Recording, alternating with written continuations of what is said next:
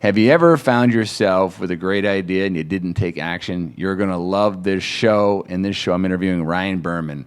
His book, Return on Courage, he researched courageous brands, courageous people, Navy SEALs, astronauts, executives from Apple, the president of Domino's Pizza. It's got a great story to tell about that, but he also has an algorithm to be more courageous, right? He has the steps lined out so you can take action on your ideas. The brackets between a coward brand and a courageous brand. Follow him on his podcast, The Courageous Podcast, and he's got a great sock company called Sock Problems. You can sock it to the problems, where he has branded socks for social causes. I think you're going to enjoy that, and he has a little bit on that too, so enjoy the show. And the author of Return on Courage, he's going to talk about owning the space in your mind on an important word, courage. And, I don't think it's talked about nearly enough. And welcome, Ryan. Hey, man. How's Hollywood? Hollywood. We already went through the process of, I live in Hollywood, but it's not that Hollywood. I live in Hollywood, Florida. So instead of telling people I live in Hollywood now, I just say Miami. Yeah, close enough. That never prompts a second question, but it's going great. You're out in San Diego? I am. I'm in San Diego. Yeah, it's a terrible place to be. I guess I'll do it.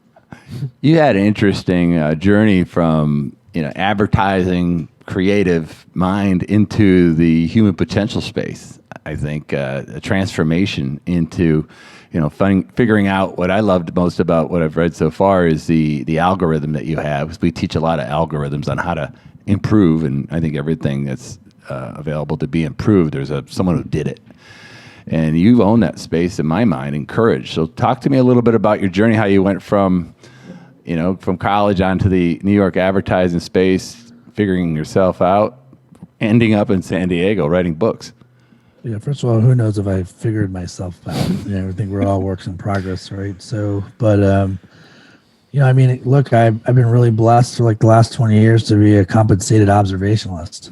People pay me to hear what's not said, and a lot of clients often, by the time our phone rings, there's a clarity error, and I think we are going through this time where there's a little bit of a clarity epidemic, and when we're not clear, it fogs our decision making. So you do that for 20 years for companies, and you see every type of vertical under the sun, and sometimes, as you're like, oh wow, this thing that worked over there in apparel would work really well over here in insurance. Why hasn't anybody done that before? And so. 20 years of sort of building that muscle.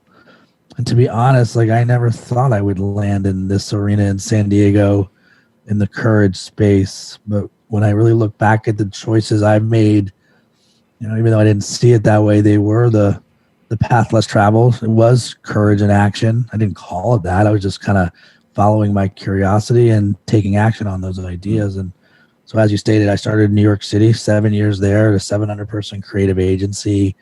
Really at the end of the Mad Men era, I learned from those guys. Wow. It's crazy. Great people to just listen and watch. And then got my shot to write. My last 3 or 4 years in the city was really traveling around the country, working for Subway and Volvo and pharmaceuticals and all sorts of things. And honestly thought I was done with that business. Had moved to California to write movies, not live one, and started my first creative agency in 2004, grew it to 70 people. And I don't know how you feel about this, Terrance, but when you're in a market like San Diego, that's not exactly the mecca of creativity, right? You kind of feel I felt like we couldn't be even with LA or New York. We had to try and be better. Mm-hmm. If someone was going to go back to their CEO and hire us, how are they going to choose us? So I was like, how about I write a book, and every idea that lights up our team is a courageous idea. Our team just will work around the clock if it's actually something that's never been done before. And by the way, they don't even like working on below the line collateral, boring stuff. They want to do cool stuff. So I had landed on an idea in 2015 called Courage Brands. And I'm like, I don't know what this means, but I really like what it sounds like. And that really became the beginning of my journey to understand courage. How could you understand what a courage brand is if you don't deconstruct it and really look at courage. And who am I to say that the dictionary definition is off? Like, how presumptuous am I? But when you look at the dictionary definition, it's the ability to do something that frightens one. Right. I don't know anybody who really wants to do that. Do you want to do that? No. Right. So it's a deterrent. I just was like, how could that be it? Like, how is that useful? So I wanted to just come up with a utilitarian definition of courage. And the first 6 months of what turned out to eventually be my book was really just interviewing what I call the 3 Bs, the brave, the bullish, and the brainiac. And on the brave side, Navy SEALs and astronauts and tornado chasers, like, how do they do what they do? Why do they do what they do? The bullish side, people at Apple and Google and Method and Harvard. And I was sort of floored that the largest organizations on the planet were also the most agile. You would think it was like the little guy that could pivot, and It wasn't that. These big companies were putting resources in place. And then the brainiac side was like Cambridge PhDs, co-writer of The Secret, clinical psychologists. I went to television and radio school in upstate New York, so I had no idea how we were wired, and I wanted to crack us open and figure all that out. And when you take the learnings from those 3 buckets and you throw it in the soup, I came out the other side with the definition of courage that I think is a bit more useful. And my definition is knowledge plus faith plus action equals courage. And I mean, you're never going to have every bit of knowledge you need to make a call, which is why we need faith. And then how often have you known the right thing to do and you felt it was the right thing, but you just couldn't pull the trigger, you couldn't take action. So it needs to be all 3. Right. So you triangulated. I think it was Ray Dalio talked about triangulating. He had cancer, and so he had like all kinds of experts telling him what to do. And he says, well, there's all these experts. He had like people that cut cancer out of you, people that radiated out of you, and people that medicated out of you. He says he interviewed them all and triangulated what the decision was. He thinks it saved his life. So that's interesting that you, obviously, if you're talking about courage, you're going to go talk to the astronauts and the SEALs. But the science of courage and the application of what did you call it? The bullish? Yeah, the bullish. The people that just put themselves way out there. And the brainiac. What is the bullish? What's that? Bullish, I think, is just more like C-suite, vice presidents of companies, those who are not afraid to be proactive. There's this, even the listener, like this quest to keep your company relevant. This quest to not miss the next wave. And I think what we're seeing with a lot of companies that are dying off, and if you look at the data, it's pretty scary. You got over half the Fortune 500 since 2000 that are gone, right? So we want to like hold on to the points that we have, and it's like it's taking us for a ride versus, well, how do we hit the gas versus just hit the brakes, right? And push forward our business. You had made a comment when I was watching some of your stuff. You had made a comment that we spend more time keeping our jobs and making it to the next review than we do trying to innovate and create new businesses. Yeah, it's pretty sad. I mean, look, we're not really rewarding our people to be innovative, right? You're rewarded. A lot of us are rewarded on an annual basis. Just get to the next review, get your little pay bump. You get to stay in your cubicle. Now we got to stay at home, right? But like the idea of, are we really having the right infrastructure in place to reward innovation and reward experimentation? And with that comes some failure, but those are really learning opportunities to pivot the company forward. I didn't see that anywhere.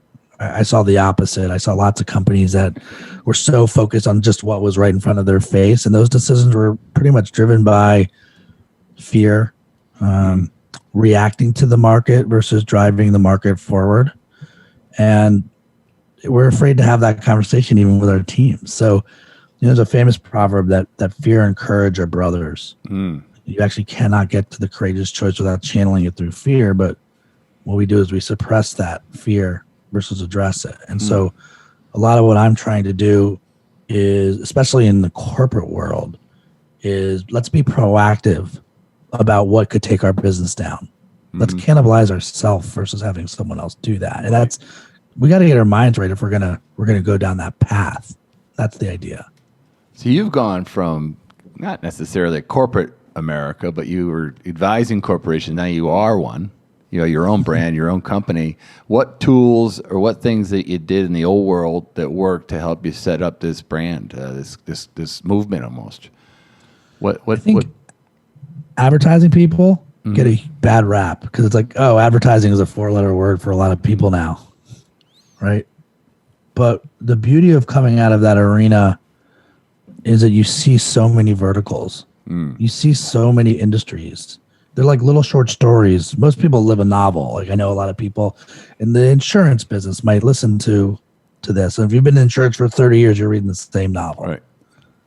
And so where I've been lucky is to see lots of little short stories, all these little verticals, and understand these air quoting best practices of those arenas, and then be curious about blending and meshing to figure out a new way to stay relevant for tomorrow. I think that's sort of been the number one takeaway for me is how do you innovate? How do you take some of that, what you learned in another vertical, and bring it into your vertical? What's your target audience? I mean, it's just normally I wouldn't ask this question to an author, but who reads this book and who needs it the most?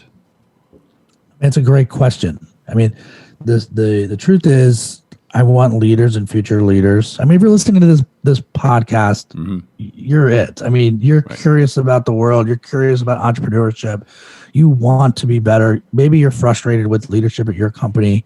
Maybe you are the leader, and like there's like a blip in the belief system inside the organization that you want people to be better. I mean, you're the person that needs to take this book. And, I know you've already talked about courage in your mind, but like we spend all this time on goal set, right? Right now, this is the time you would be doing goal setting for 2021. And then what we do is we take that goal set and we think about the skill set that goes with the goal set. Like who can pull this off? And we're spending little to no time on the mindset.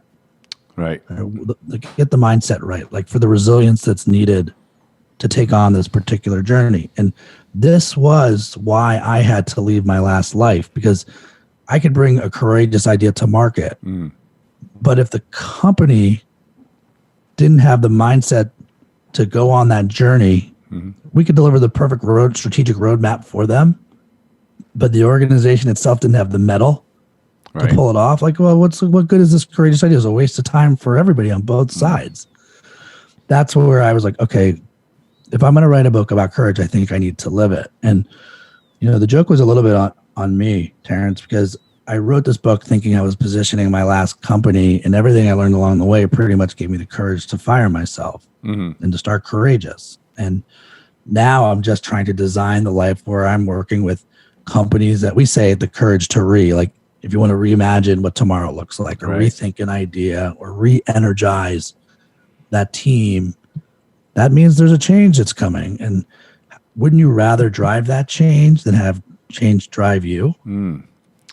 Yeah, my book's about recreating yourself. So I did a lot of. I'm not a big drinker. I drank enough to float a battleship, but I ended up getting liver failure, and then they want to send me to rehab, and they say, oh, well, you got to rehabilitate yourself. So all that means is, by definition, it means restore something back to its original condition. I was like, well, that's kind of busted up. That's kind of what got me here. And recreating something, by definition, means bringing something into existence that's never existed before, something new. And I think that's what courage, the courage to do something new and different. Like you've done, you've left probably a high paying. I've seen some of the ad campaigns you worked on. You were a player in that world.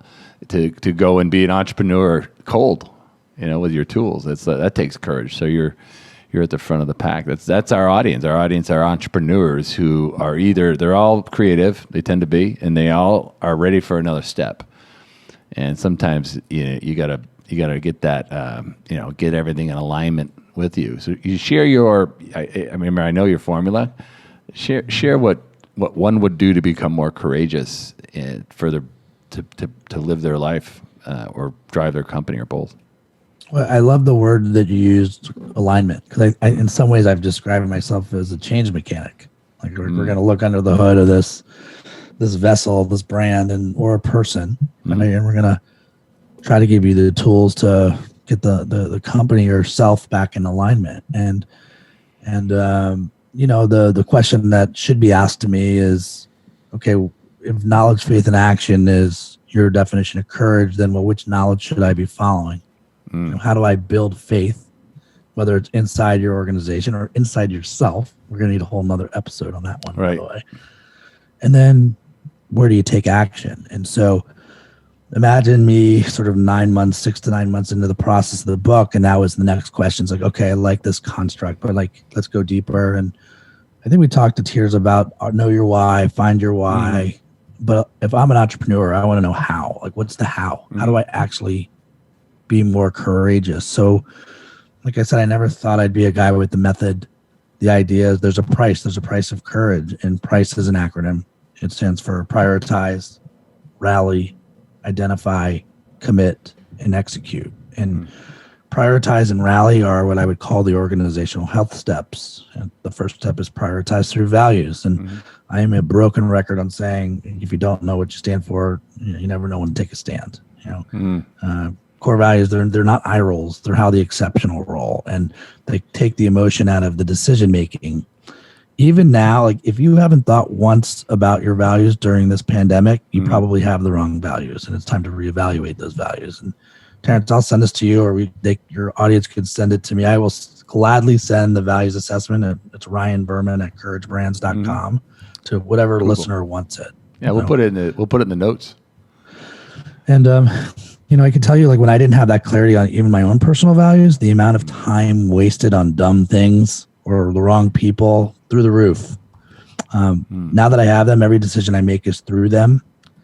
By the way, my phone, when my alarm goes off in the morning, I've changed the labels to see my values as a trigger and affirmation to how I start my day. So as a company, how are you making decisions? If you've got multiple offices, right now you've got hundreds of thousands of offices because all your employees are working from home. Right. Do they know how they should be behaving? That's the point of the values. Yeah, I did. I watched your Break the Glass First presentation, and I was thinking, I had a couple of minutes between my meetings. I was like, what are my values? And there's some people say, family, travel, books, learning, teaching. But it was, those are just the means to the end. The value was love, contribution, and growth. What was number two? Contribution. Yeah, just learn something, teach something, and then which I get that through travel and books. When I travel the world, meet people like you, that's all. This is a very strategic. Obviously, if you know podcasts, I think you got one too, right? They don't make much money. This is a contribution. We're putting stuff out there to help people, and maybe at the end, later on, maybe we'll get hired for something. Who knows? But that was, love my family. I'm here for them. That's my value, to love my friends and family and to grow. So that was like an exercise that you prompted me just to bring courage and value-based courage into the front of my mind just for a quick minute. It was very, very helpful. And imagine going through New York City, that ringer. For me, love is squeezed out of you. You almost feel like you're back in some high school version. And that was like I said, I felt like I had lost myself, to be honest. And 1% at a time over 20 years being in the service business. And this book really gave me the opportunity to go chop metaphorical wood and get myself strong and figure out, why am I wired the way that I'm wired? And if I'm a leader and you're responsible for leading others, how can you do that if you can't lead yourself first? So the idea of the book is that maybe where you don't even realize you're self-sabotaging yourself. And if you can get clear on yourself, you can figure out who you surround yourself with. And then we move into the R, which is rally believers. And I think you even make believers or fake believers. And fake believers don't wear a T-shirt around the office that says fake believers. They just sort of nod and smile and collect the paycheck and then roll their eyes, or worse, talk behind your back, and it messes with your culture. So the idea of the values is to put that out into the world, to attract the right type of people that share your values but bring breadth of experience. And then, again, as Phil Knight says from Nike, belief is irresistible. The idea of once you believe, and if people buy in and believe and are willing to go the distance, the ceiling on the whole organization just rises. And maybe my existence in this whole thing, if you're listening right now, is there's probably someone on your team who is absurdly talented but a fake believer. And having the courage to move on from that person who's messing with your culture and your organization, this is the time to have that conversation. Coming out of this pandemic, whenever that might be, like, come out healthy, come out with an organization that's all playing on the same team. The world is hard enough with all the gravity that's already there. I get rid of any sort of toxic fake believer. It doesn't matter how talented they are. It's probably time to move on. Oh, man, that's good advice. I could just play that 60-second loop right there. And a lot of people save a lot of heartache and time. Once you have it, you got to chop it out of your life.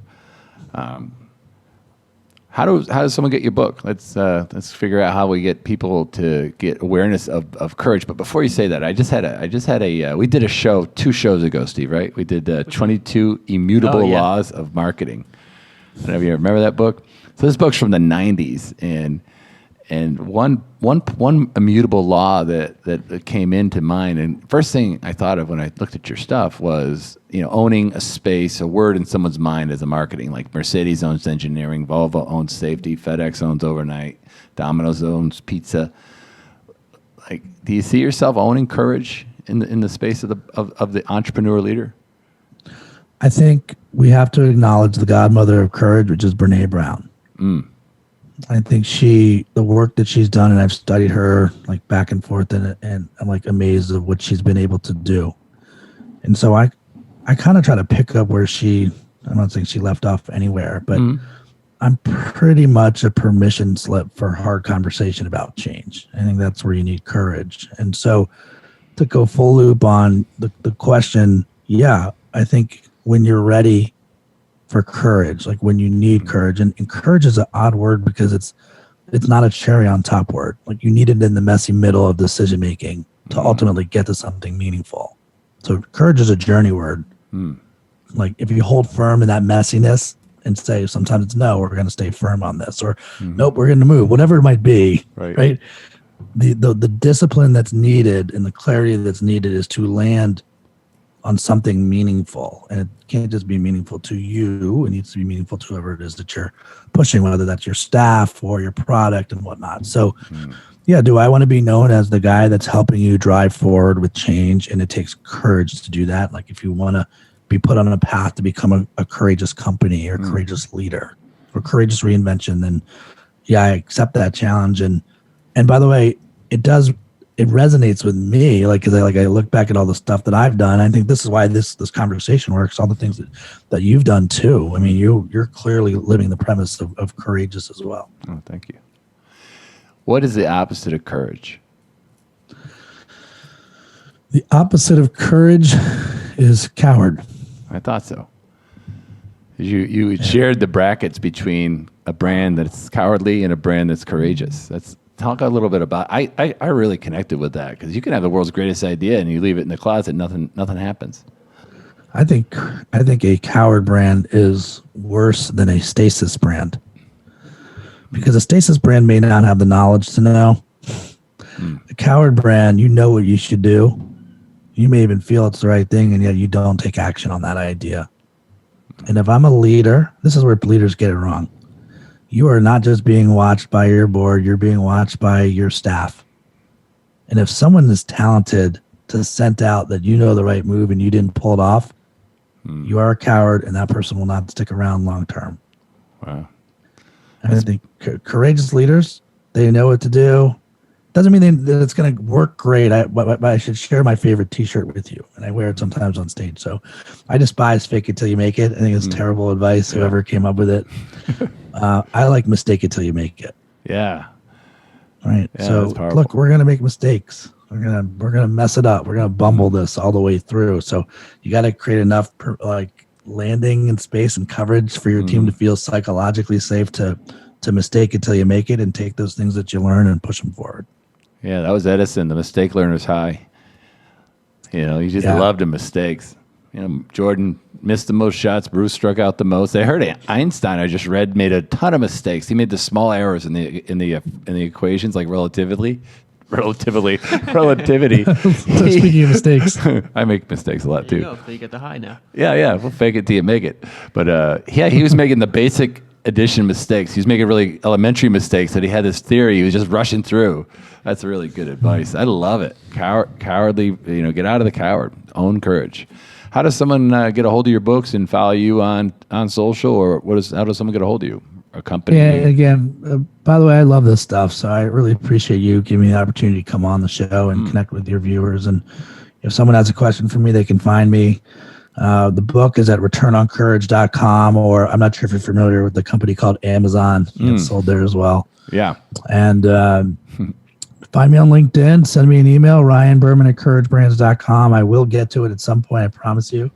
And like anyone that's on their path, again, that without conflict, there isn't going to be any courage, and vice versa. Without courage, there is no change. So have fun with it. Give yourself permission to mistake it till you make it, and go get them. Love it. Thanks, Ryan. And that's it. Ryan Berman, Return on Courage. Take care. Thanks, guys.